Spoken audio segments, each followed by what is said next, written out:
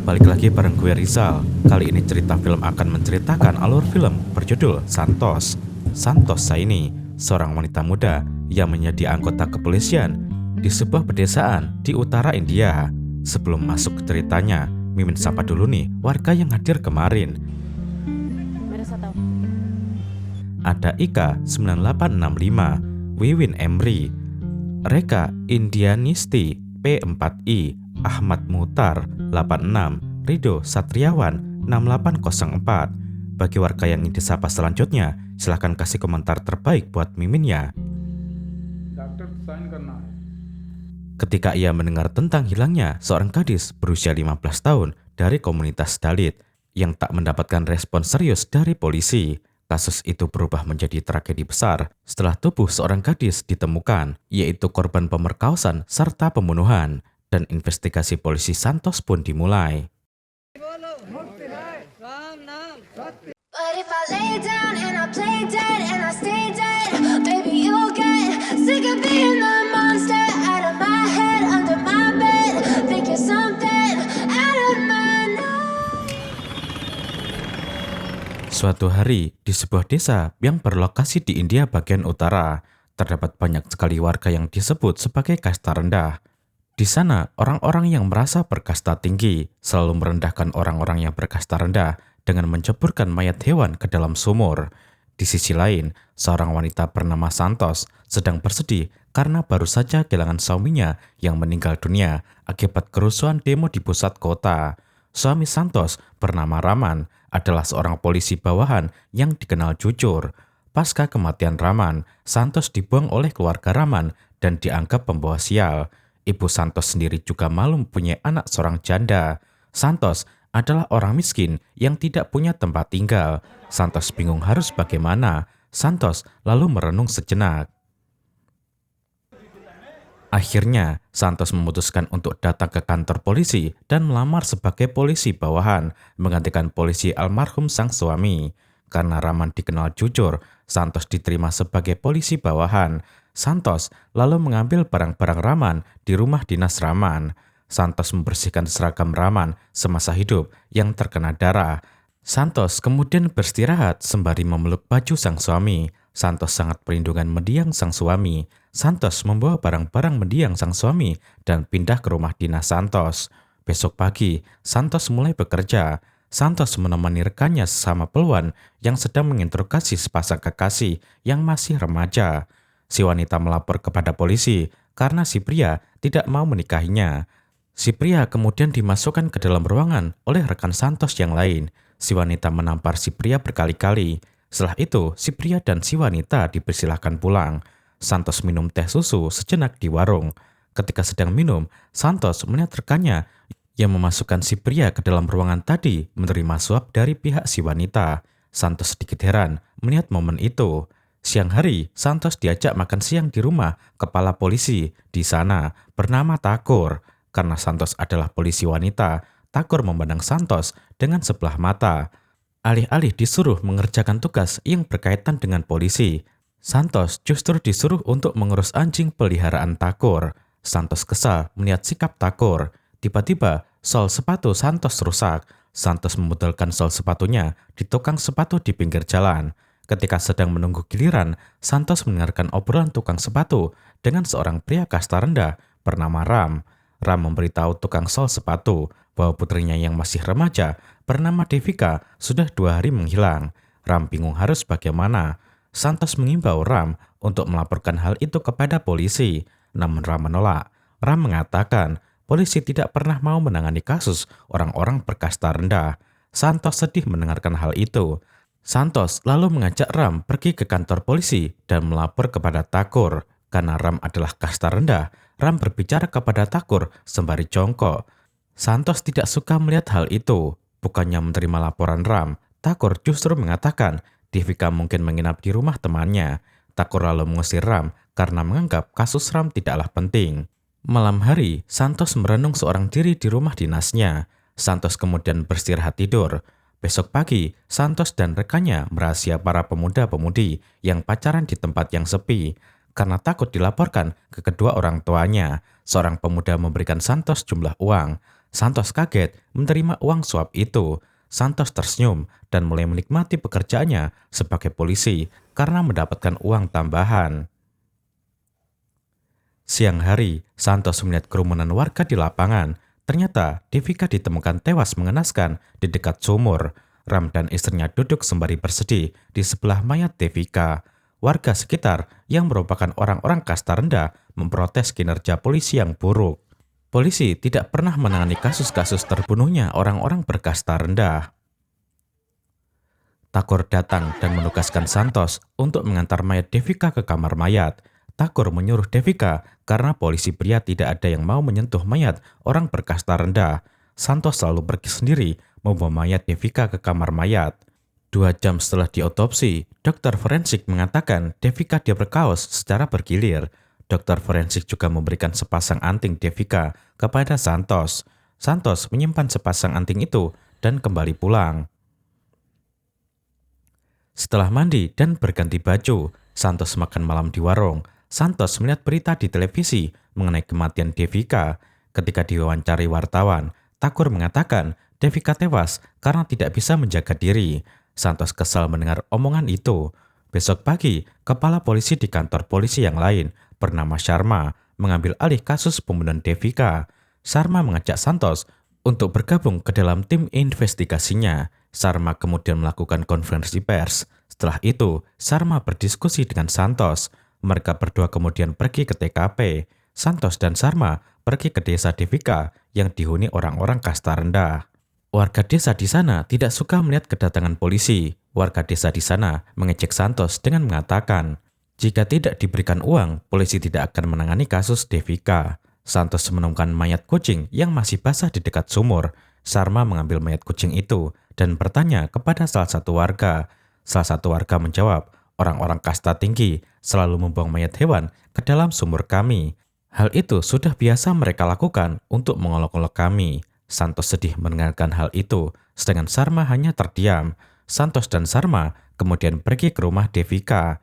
Santos menginterogasi ibu Devika. Santos juga melihat handphone Devika yang terdapat banyak SMS dari kekasihnya yang merupakan pemuda muslim bernama Salim. Santos bertanya kepada ibu Devika mengenai Salim. Ibu Devika tidak tahu apapun mengenai Salim. Ibu Devika juga tidak bisa membaca dan menulis. Santos mengambil handphone Devika dan kembali pulang. Malam hari di rumah dinas Sharma, Santos memberikan handphone Devika kepada Sharma. Mereka berdua mendiskusikan kasus Devika. Mereka berdua menduga pelakunya adalah Salim karena Devika sering berkomunikasi dengan Salim. Mereka berdua akan mencari tahu tentang Salim. Sharma memuji kinerja Santos. Besok pagi, nomor handphone Salim tidak bisa dilacak karena sudah tidak aktif. Sharma dan Santos pergi ke rumah Salim dan menginterogasi ayah Salim. Ayah Salim mengatakan Salim baru saja mendapatkan pekerjaan di kota 2 hari yang lalu. Santos dan Sharma menduga Salim kabur melarikan diri ke kota. Santos dan Sharma lalu melanjutkan penelusuran. Santos pergi ke rumah kepala desa bernama Rames, namun Rames tidak berada di rumahnya.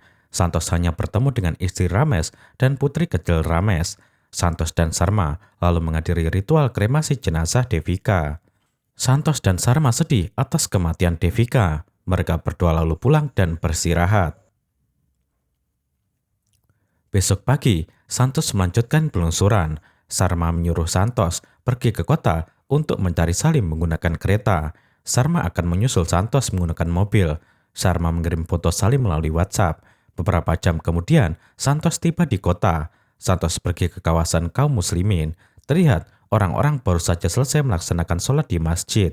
Santos terus memantau sekitar dan mencari Salim. Namun Santos belum melihat Salim. Santos lalu makan di warung. Sore hari, Santos mencoba menelepon Sharma, namun handphone Santos lowbat.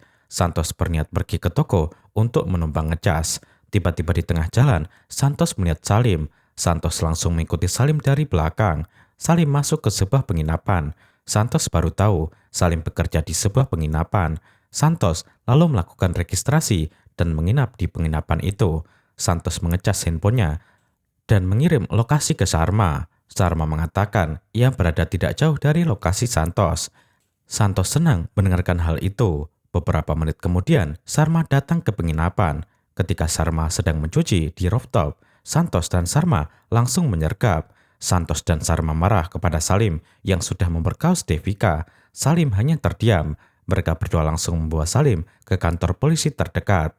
Besok pagi, Santos dan Sarma membawa Salim kembali ke desa. Di dalam mobil, Sarma memberikan perhiasan emas hidungnya kepada Santos. Santos berterima kasih kepada Sarma. Santos bersyukur mempunyai atasan yang baik seperti Sarma. Tak lama kemudian, mereka tiba di desa. Karena sudah berhasil menangkap Salim, Santos dan Sarma diundang ke rumah wali kota. Di sana, Santos dan Sarma juga bertemu dengan Rames. Wali kota memuji kinerja Santos dan Sarma. ART wali kota menyuguhkan kue kepada Santos. Santos langsung memakannya dengan lahap karena Santos tidak pernah makan kue selezat itu. Besok pagi, Salim dibawa ke bangunan kosong. Santos, Sarma, dan beberapa polisi menginterogasi Salim dengan keras. Salim ngotot mengatakan ia tidak memperkaos Devika karena Salim sangat mencintai Devika. Kepolisian tidak percaya dengan Salim. Mereka terus memukul Salim dan menyiksa Salim. Setelah memukul Salim, mereka semua makan dan beristirahat.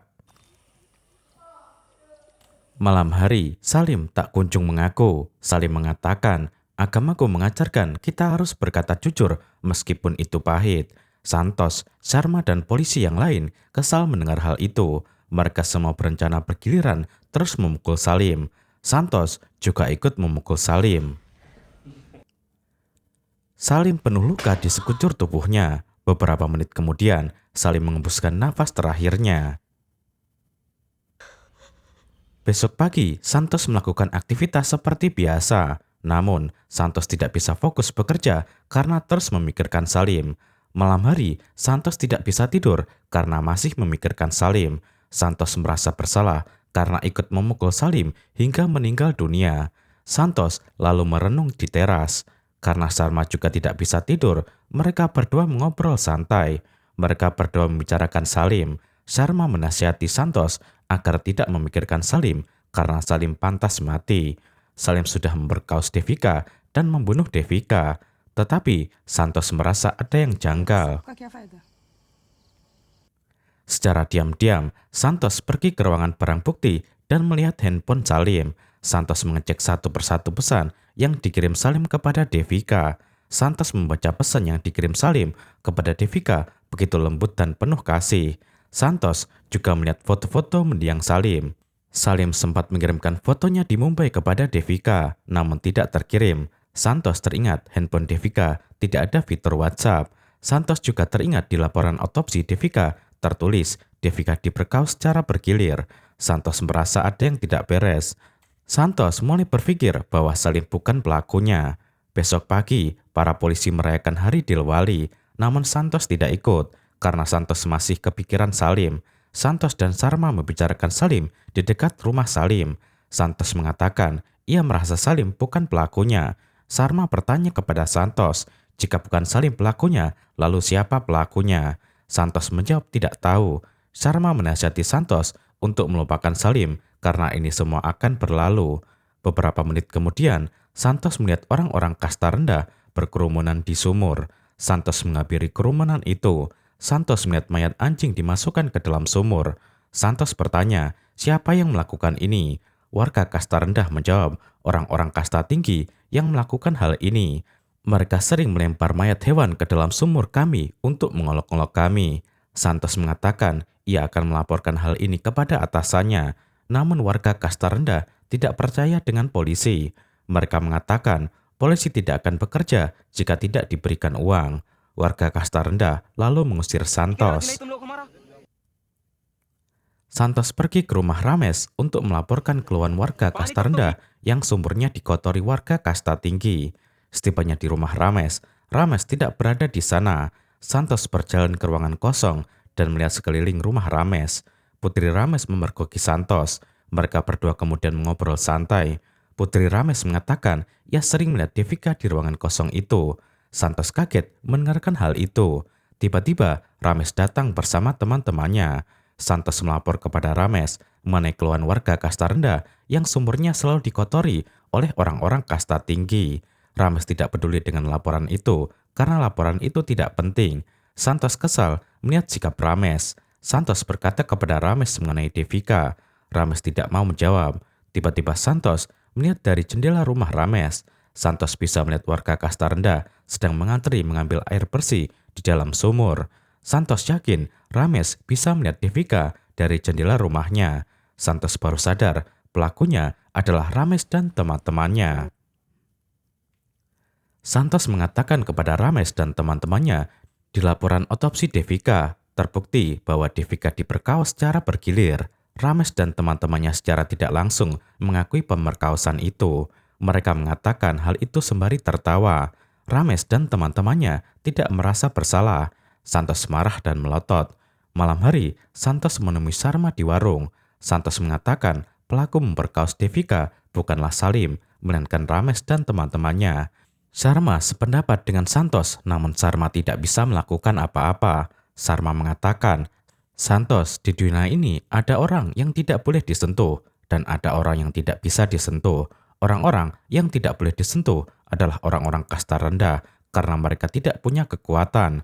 Sedangkan orang-orang tidak bisa disentuh adalah orang pejabat karena mereka mempunyai kekuatan. Sarma menunjukkan surat kepada Santos bahwa mulai besok Sarma akan dipindah tugaskan keluar kota. Sarma dipindah tugaskan akibat ulah Santos yang berani menginterogasi Rames. Namun Sarma tidak marah kepada Santos. Sarma justru mendukung Santos agar tidak takut dan selalu berada di pihak yang benar. Santos hanya terdiam. Mereka berdua lalu makan bersama. Besok pagi, Santos beraktivitas seperti biasa. Santos dan rekan-rekannya berkeliling desa menggunakan mobil.